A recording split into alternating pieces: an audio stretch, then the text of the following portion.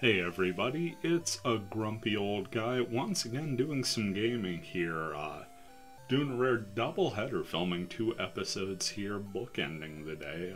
First thing I did this morning was did a little Dragon Quest II upload, where I just sort of rambled, went through the very preliminary early stages of this fine game, and chatted a bit about my D&D campaign.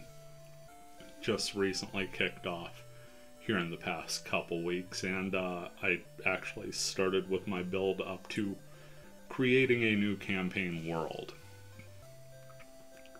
I typically don't go off of instant reaction. I like to let things simmer for a day or two. I'm really kind of a slow burn kind of guy, but I was really encouraged to hear back from people specifically kind of digging it.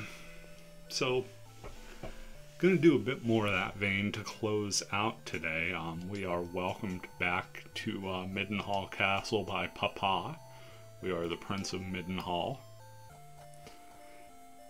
We ventured out as far as Leftwyn in the game and Castle Cannock to find Orfeo, the second of 3 descendants of Erdrick, the first being ourself. And we had picked up a medicinal herb on the way. I think we're going to go ahead and grab a couple more here while we got the cash. Ooh, and we got a lottery ticket. That'll help as well. Like all great early RPGs, this game encourages you to gamble. I'm not necessarily saying that's my favorite part of the game, but it is there. I'm terrible at it. It's a simple little 3-part slot machine type gambling thing. You'll see it when we get to it. We're going to make our way up here to the Spring of Bravery. Grabbed a couple of antidotes because there will be enemies that can poison us on the way, and they will start kicking our tail here if we are unprepared.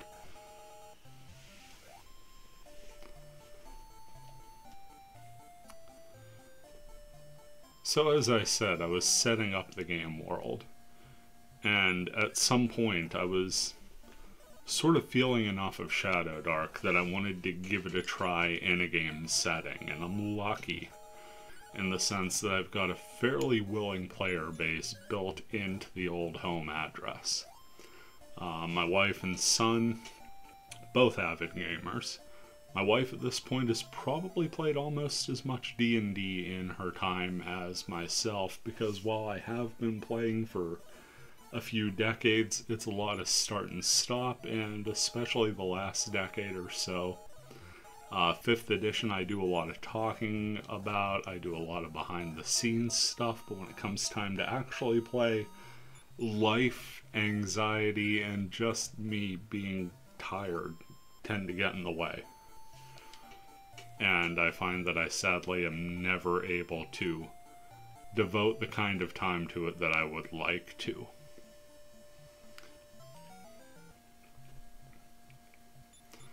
But I am familiar with the metric, and overall I enjoy 5th edition as a system. It's a fun thing to build characters for. It's a fun thing to sort of theory craft with. And I mean, at this point there's so much material. Talking a solid decade of development there. I think we want to go north here. If I remember right, if we just skirt this little mountain, that should put us out close here, this little chain of mountains. Yep. You'll notice the caves very different here. I was sort of blown away the first time I played this game, taking a look at caves where I didn't have to worry about lighting a torch right away. Big Cobra, easily our biggest challenge so far. Gotta watch taking those hits. I was a little nervous to play ShadowDark. My son in particular is, like, very averse to change at times. We have not been purified. So we have to visit the spring. Gotta take the words of a dude in a creepy mask, right? but very averse to changes, my son, so much so that I had to convince him to try a one-on-one game using Redbox Basic, just for kicks. And he enjoyed it after he did. We just played through the little starter set adventure in the player's guide, and then followed up with the DM's guide one up there. He ran a character, and I ran him through as the DM. But he loves him some 5th edition. He's actually drawn up his own battle arena to use with 5th edition, which I thought was the most adorable thing on the planet, just watching him pour through the monster manual and ask questions about things and whatnot. It was just the greatest. So I felt I had a shot with ShadowDark because it's built on 5th edition math. And while it plays with more of the pacing and sort of the flatter numbers of an old school system, it still had plenty of leeway. I ran it a bit more lax than written, simply knowing my player base. Now, one thing I do have is a nice little graph paper notebook that I've been copying.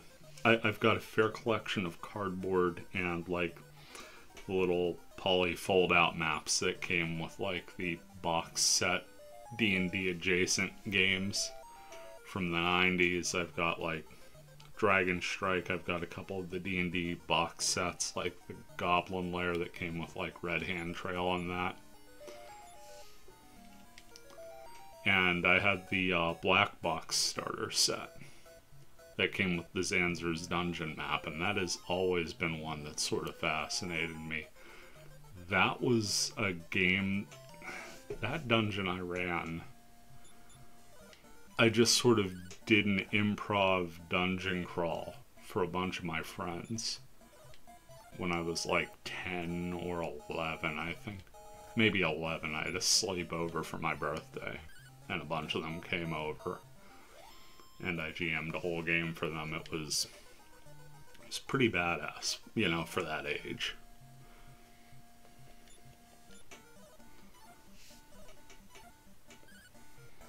I'm getting off track here, I apologize. The Zanzer's Dungeon map is important, I promise. That was the map I decided to run, and I wrote it down pretty faithfully in that graph paper notebook. So I pulled it out, and with the abstract distancing in ShadowDark, for those unaware, it doesn't measure out distance in like 5 foot or 1 square increments. It does a very abstract thing where anything within melee range is close, anything within 30 feet is like near, and anything past that line of sight is far. And it's just simple measurements, and that really helps with Theater of the Mind games. So I decided to try this Theater of the Mind to avoid setup, and honestly to avoid digging through the spare bedroom upstairs where I have my minis and stuff in storage. But I kept the dungeon map so I could describe the rough area they were looking at, landmarks, corners, and things. But using the abstract distances, it was easy enough to keep track with. I made a few points of interest and just marked them with little glass beads that I had from my Magic the Gathering setup. Gave a couple points of interest, gave a couple encounters in a boss room, and I drew up a Wandering Monster chart, and we were going to give this game a run just using the quick start rules. I wanted to print out the quick start rules, but no lie, after we got our printer, maybe a few months after we got our printer, the cable company updated our modem for the internet service here, and for whatever reason, ever since then, I just can't get the damn printer to connect to the network.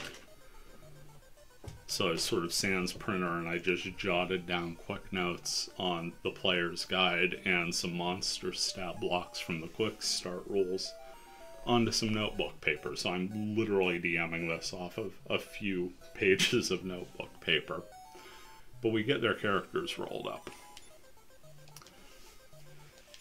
I've got my dungeon set up and everything, and they rolled up characters, and my son, who had previously played Fightery McFighter Fighters for his entire, now I guess 3-year-long gaming career, decided he wanted to play a wizard, and he named that wizard Spells.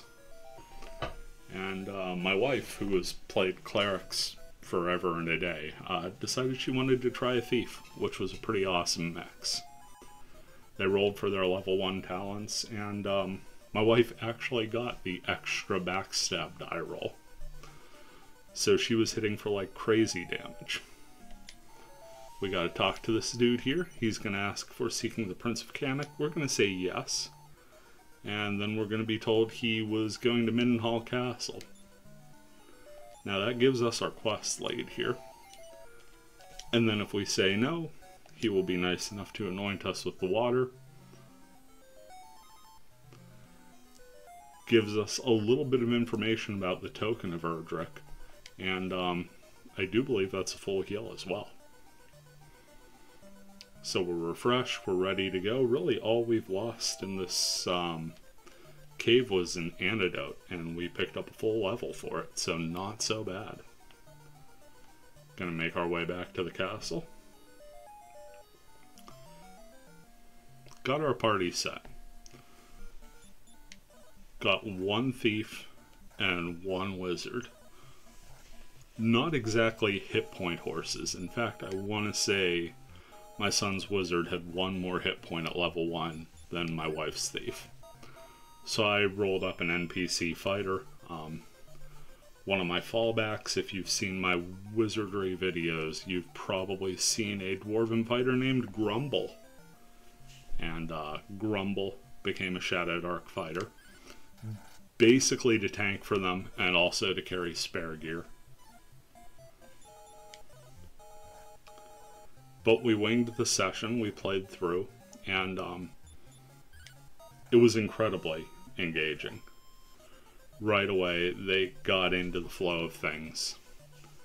Having an always-on initiative, I find, is something that really benefits my style. I like to check in with people intermittently, but I also tend to be a bit of a people pleaser at the table. Like, if somebody wants to roll on and on and on, I tend to just let them have that and figure it's all in the sake of entertainment, as long as it's not dragging down the overall mood, you know, what's the harm? Whereas the always-on initiative is that incentive for me to always be checking in with every player. What are you doing? Boom. What are you doing? Boom. What are you doing? I don't quite run it the way they run the ShadowDark rules is written. Initiative is run. I meant to say initiative, not inventory. The way they do initiative is you have your crawling initiative, and then you're supposed to reroll initiative for combat. I sort of circumvent that step a little bit. I like having the crawling inventory, and I stick with that as much as I can, and when it comes to a point of a battle coming up, all I'll do is just make a quick initiative roll for the monsters, and if they beat top roll, they just sort of get wedged somewhere in the middle or go first. If they don't, then the players get to go, and the monsters go after. I'll also intentionally split up encounters of certain monsters so they get a couple rounds to fight, and if they can clear the battle out, then they get to move on. No harm, no foul. But if the battle's taking a bit long, whether they're not working at it in an intuitive way, or maybe dice rolls are going against them, then maybe some other monsters join the fray after. Just some of the things I picked up on to make the battles feel less cookie cutter over the years. But it was an awesome little generic dungeon crawl adventure. They were caught by bandits and locked up for reasons. They busted their way out of their cell. My wife was hooked on Thief from the first combat encounter, because I sort of ruled that sneak attack damage will work perfectly fine on ranged attacks if the monster doesn't notice them. And they managed to sneak up on these orcs that were peering down over their room trying to figure out where the prisoners went. And she had a short bow. Just notched a hit in, and the sneak attack damage just took this orc out. Just no problems. So that was pretty sweet. Just watching her get into it. At one point she tried to steal... I knew it was a lower magic setting, but I wasn't quite sure how lower magic, and I knew that the torches being tied to real time would kind of have her looking for a way to circumvent it, so I sort of cheesed it at one point. I put an obvious, trap right in the middle of it, just ever-burning torches on sconces that were just chained to alarms. And sure enough, she tried to yoink one without really checking or anything. It was just, oh, ever-burning torch. Okay, I take one of those. I'm like, okay, you go to lift it, and as you do, you feel resistance, and you hear a ringing. So that was a fun way to get things moving and let them know that it wasn't going to be... I wasn't going to be brutal with it, but it wasn't going to be a walk in the park. Buy that antidote and make our way back up to Dear Daddy to record our quest information and be told we walk slow. Yep, we missed him. Prince of Cannock. Left Middenhall.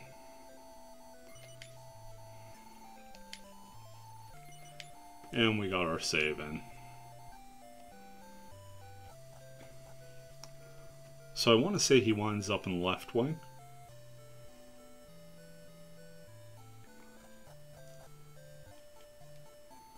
And as we make our way there, I'll continue. My son was really enjoying the thought of infinite spellcasting.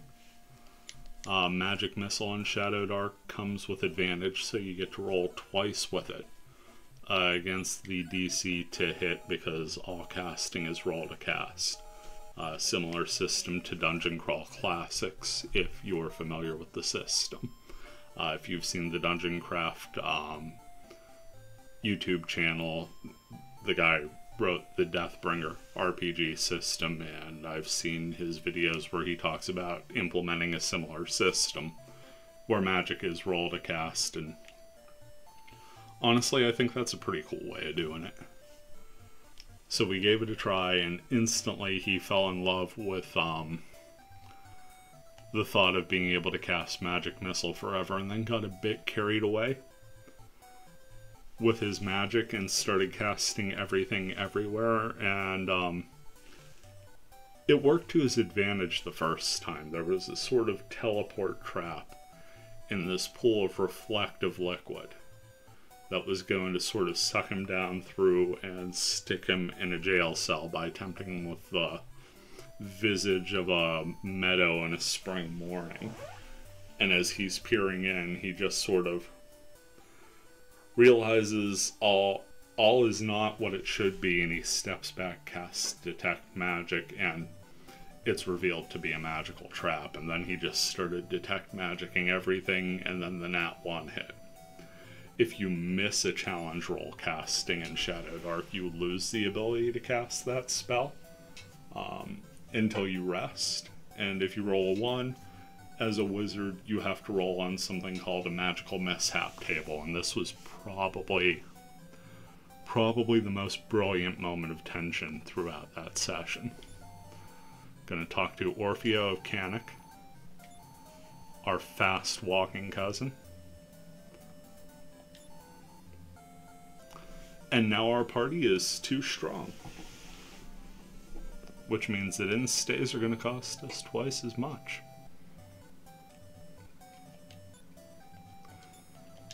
as you can see, he doesn't really have a whole ton of strength or agility to him, which is fair because I think he's level 1. Got a club and leather armor, so at least he's got stuff. Also, he can heal, and that's a big thing.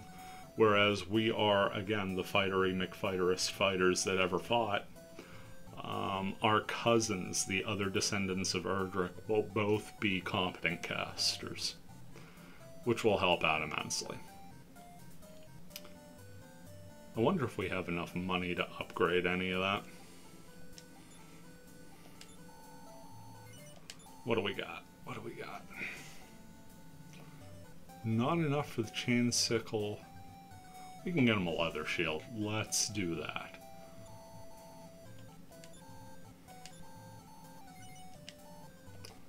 Let's get him a leather shield, and let's try the lottery since we're in town here. Can we get to the lottery? No, we need the silver key for that, I think. I'm pretty sure the lottery is behind this door in left one. Pretty sure this is just the item shop. Yeah. That said, we will grab another medicinal herb for Orphea to hold on to and another antidote.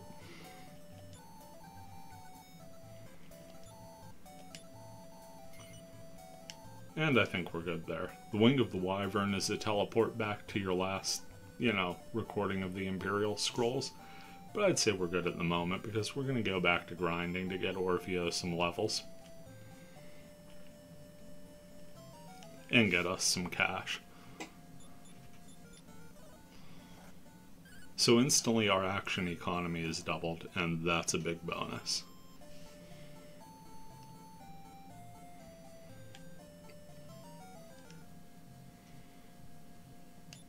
We'll fight the slug, Orphea will fight the slime.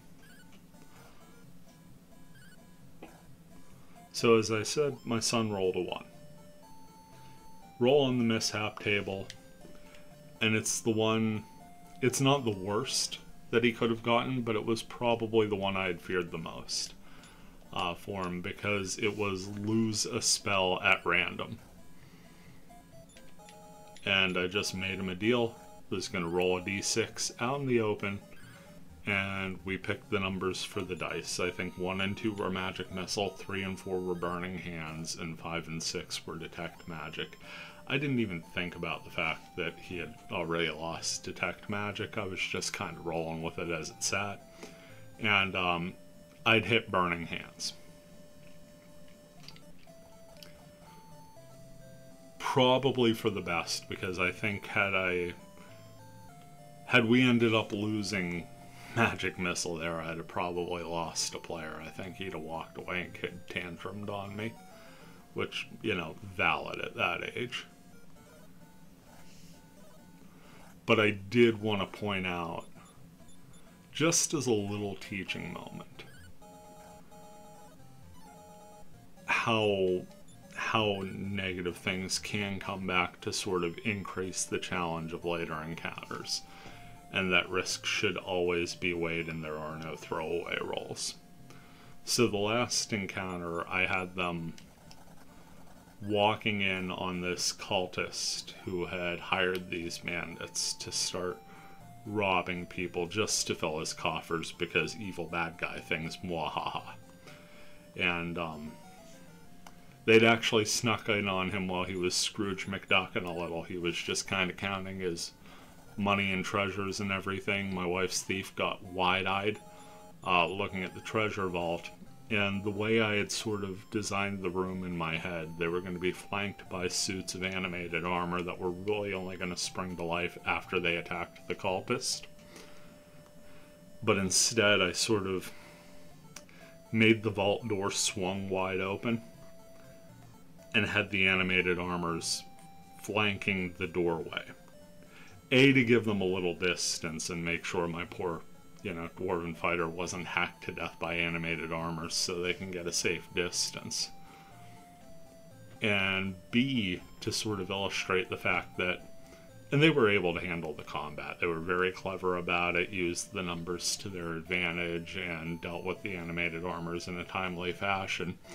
But just having that multi-target close spread of a Burning Hands would have been so helpful in that instance. And instead, they just literally had to keep banging off these animated armors. They did defeat the cultist, and because, again, I started with the 83 red box and everything, and there are certain parts of that D&D that will forever remain imprinted upon me. I threw an optional final boss in there of a rust monster just sort of chilling by the exit. And they opted not to fight it because they had metal stuff. Mainly the misses had metal stuff, but also my fighter, and I was touched they cared that much about an NPC.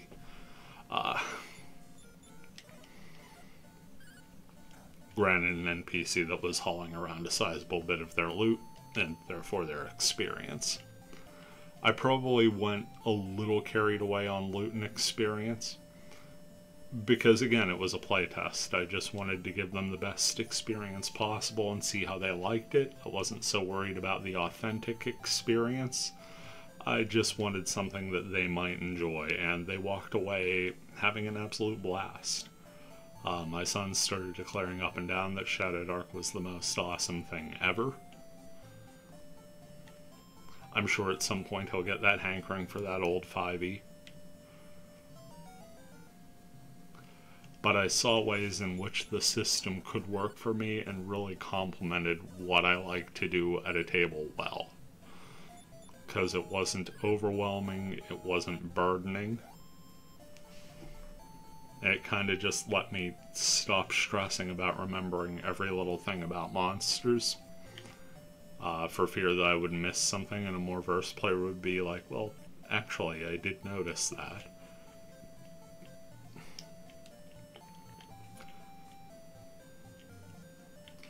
I was pretty sold on it beforehand, but after that playtest session,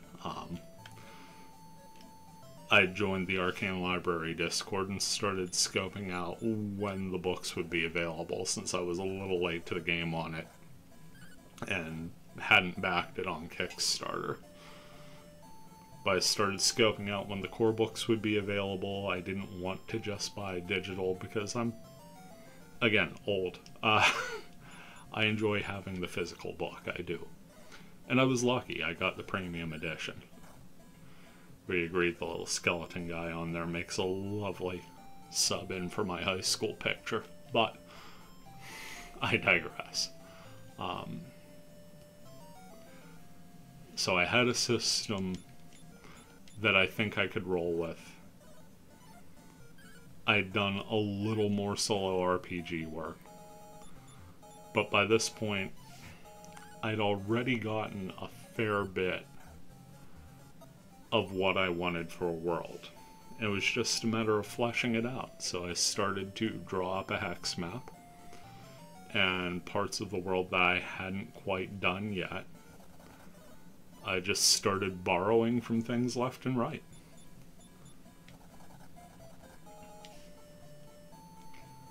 Okay, that's one I don't run into very often, where all the monsters just run away. How much gold do we have at this point? 233, so we still got a fair bit of grinding to go. I think it was 390 for the magical sickle. And that's really the weapon we want for Orfeo. He's going to be picking up some more spells as we get rolling too here. We actually had a super lucky run there up to the Spring of Bravery. There are these little green-like ooze things. I forget their actual name, but their poison rate, especially at lower levels, feels like damn near 100% every time they hit you. I remember my first time playing this game dying so many times to those. I think they were babbles or something. Which fits for my narration style.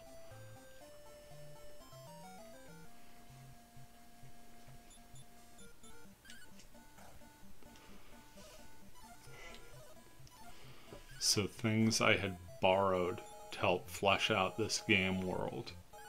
Like I said, I've still got my Red Box books. And those opening adventures. Spoilers for, 40-year-old D&D content at this point. But those adventures where you create a fighter in the player's guide, walk through the caves, meet the cleric Alina, who is snuffed out by that bandit wizard Bargle right in front of you, and you can't do jack about it after she was so nice to turn those zombies for you. And then your follow-up into the caves to try and avenge her and seek your own fortune in the world, start carving out your niche in battle. That continued into the DM's guide with Castle Mistmere and that. I borrowed all of that, the caves and the castle, and just sort of put them into the game world. Bargle has actually been a recurring character throughout my stuff over the years. Got a nice little hit point bump there for Orfeo.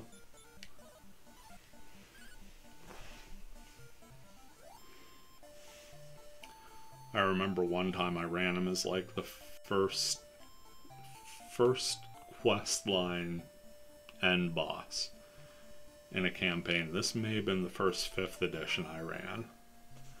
And I had these like crystalline bears sort of guarding the entrance to his hideout, where they fought with bears and everything, but halfway through their damage they just shattered because they were magical constructs and imperfect clones of the original, as it were.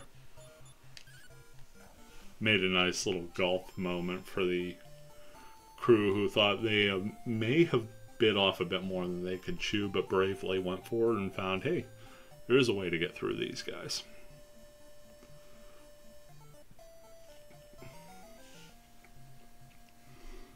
But I'd taken that. I knew when I wanted to run this thing proper that I was going to run the 0 level adventure when I had seen it. Because shortly after I joined the Discord, Mrs. and I had decided, with as much fun as we had with ShadowDark and me scoping out for the core book, I'd also heard of Unnatural Selection, and after taking a look at it, we were hooked. I had decided I wanted to pick that up for more class options, and I really liked what they were doing with, the Grave Warden and things. Just as more of a player variety thing, since I knew the pool of people I would be recruiting from, and a lot of them had gotten into the game around 5th edition.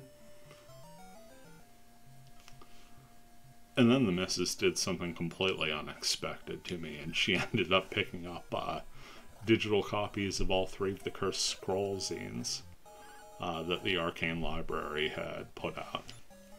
She was super thrilled to see those things. And as soon as she found out about them, she's like, okay, I'm gonna get these. So I've been taking little bits from there as well, but Unnatural Selection had a really fun 0 level adventure in it called The Lottery of the Lost, and I knew the first time I read through that thing that that's how I wanted to introduce new players in, because it had that right moment. It has the right amount of comedy and action to just sort of cut the more serious undertone.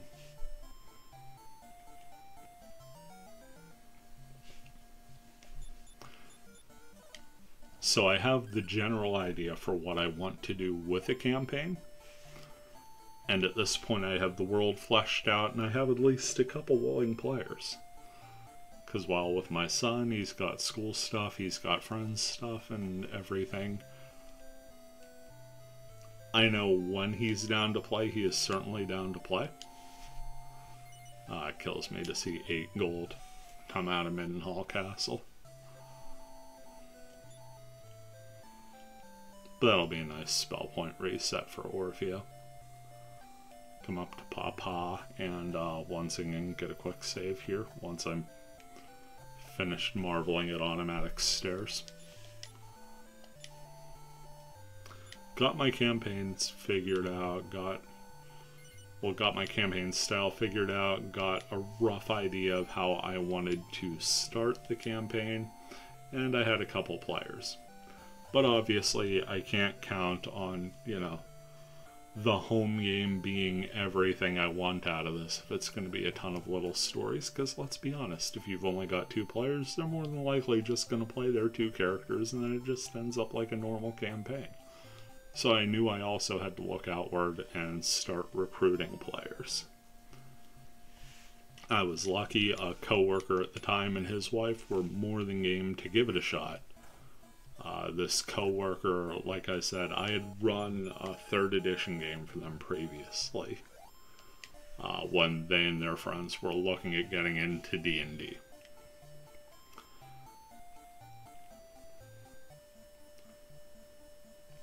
And it was at a period of one of my more burnt out stages with tabletop RPGs, but I can honestly say designing a little campaign for him and his buddies and having them come down and play and seeing the enthusiasm with which they, you know, took on the game and everything was kind of a breath of fresh air. There was a whole lot of same for me looking at the hobby at the time.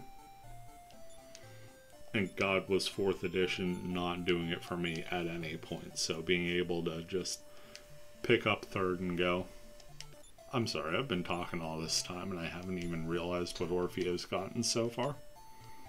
Oh, he's got Fireball. I'm an idiot.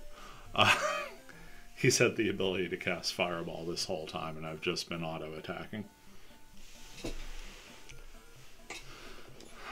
Okay, let's go ahead, attack the Drakey.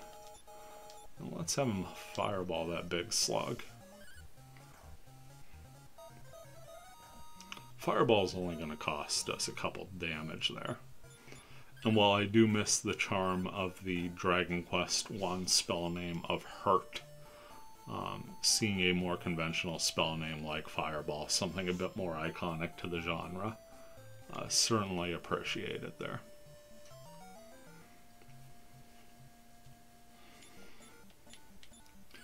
But I had run that whole big thing, and it was a blast, and he ended up picking up the ball and really got into gaming. I had played previously a campaign that he had run. Again, a brief time before life got in the way and I ended up bowing out, as I've sadly done 1,000 times. I became one of those awful players that just can't commit to a game. And eventually I just stopped trying to play in things and became sort of a forever DM, because you can't back out of a game if you're running it.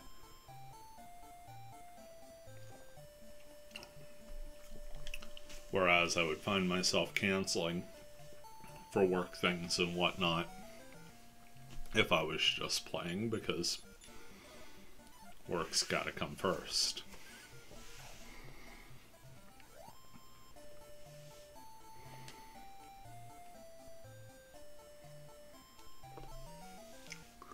So I reach out to him, and they're totally on board. It was just a matter of finding a time to play, and a matter of introducing them to the material. And this is where I was A, ambitious, and B, way over the top. By this time, I've ordered my book. It is due in any day. At that point, it has since come in. And I've got the quick start rules. So I made them little pamphlets with the quick start rules and put it in a 3-ring binder with a little notepad for scratch paper and everything. It was kind of neat. probably more work than I put into most things in my life. But I was excited about this. Also went to the trouble of printing out the character sheets, which, while they're minimal, I can honestly say another thing ShadowDark impressed me with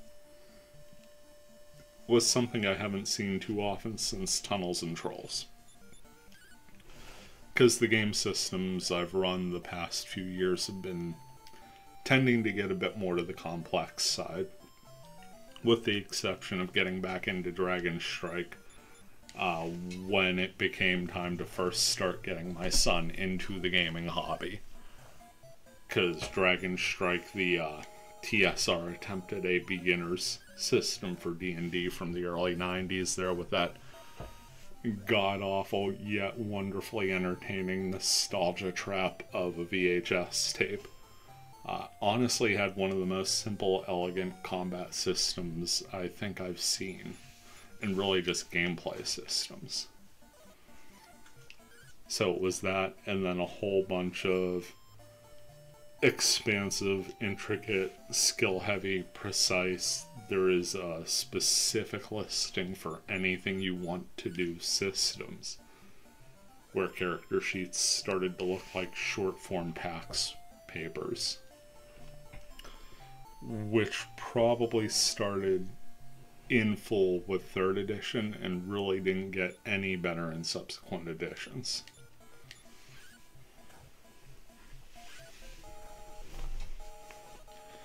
But there was one thing that, thinking back to my teenage years and playing Tunnels and Trolls with one of my old friends, his dad had a bunch of the solo modules, and what we would do is we would just trade off being game master. We each rolled up a character, and one person would GM the adventure and the other person would control the characters.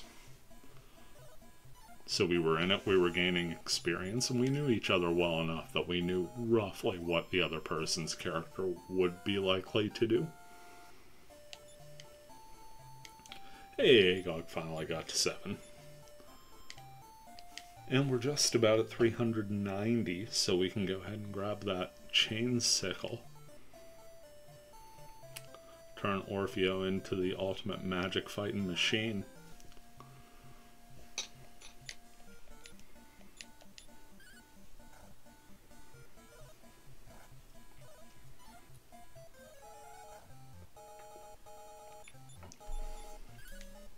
I think I've kept you in suspense long enough. Had to get some tea there. Getting a little dry in the throat. But the one thing that Tunnels and Trolls did that was really amazing to me was had a viable system to roll up an entire character on an index card. And ShadowDark was the same way. So all of my ShadowDark characters for the solo RPG, and really for my wife and son as well, and also my playtest Rumble the Dwarf NPC fighter, that was all note cards.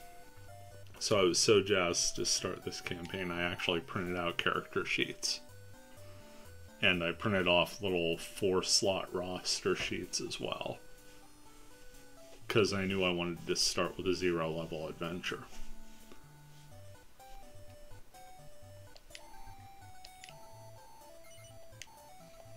Let's go ahead and get this equipped.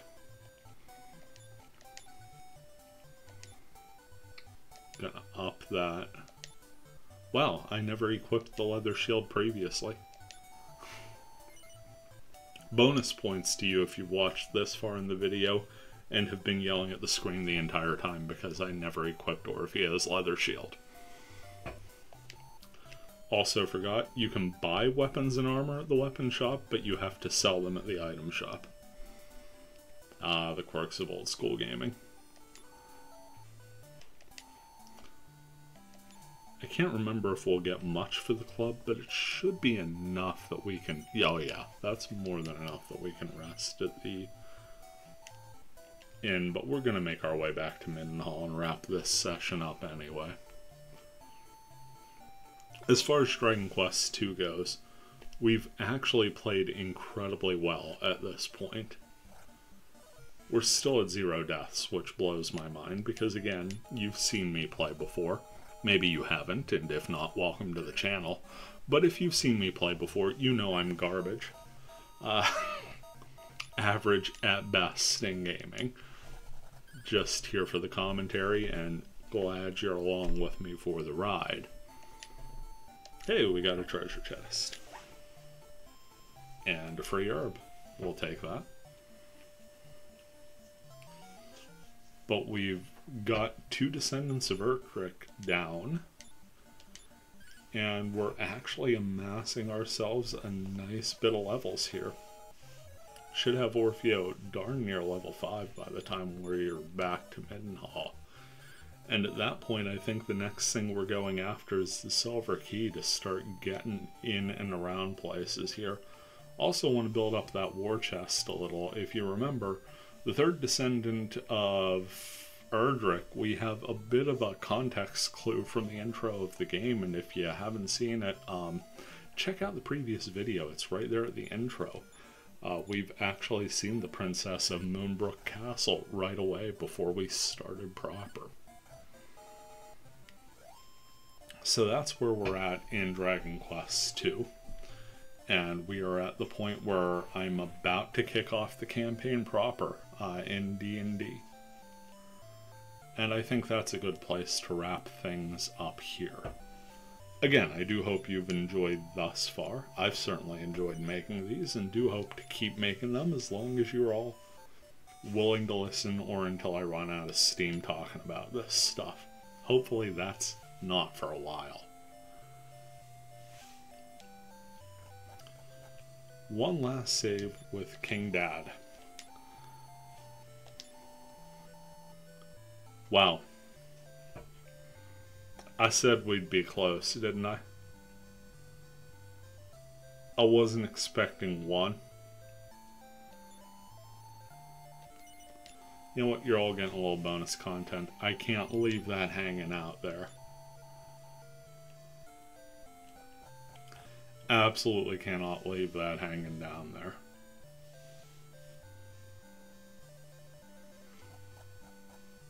We can find one more combat. I know I glazed over it because the nature of these videos is me talking D&D more and playing this in the background. But that little back and forth quest to find the Prince of Cannock was something I truly enjoyed my first time through and took me far longer. Because I just kept checking back at Cannock Castle expecting him to, you know, go back home. And I was gravely wrong there. So yeah, got Orfeo up to level 5. Gonna pick up some more gold from these slimes here, so I'm not gonna feel bad about stopping back in at the inn after. Wouldn't feel bad on it anyway, and as you can see, he's starting to rack up the damage there. That was a solid 11 on the slime. Levels and the chain sickle are doing well.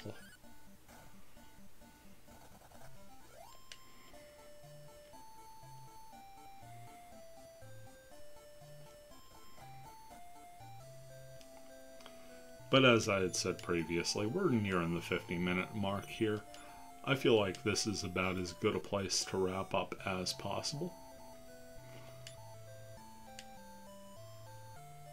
Next time through, we will go through my opening session of my former coworker and his wife's introduction to ShadowDark, and how they, along with my wife, got a taste of the quirks of an older school RPG system. I'm trying to be as spoiler light as possible here. Of course, I know how it all went down, and you'll all know soon enough, or maybe you're watching these out of order from the future, in which case you kind of already know the context of what I'm hinting at here. But in the meantime, you take care, and we'll see you around.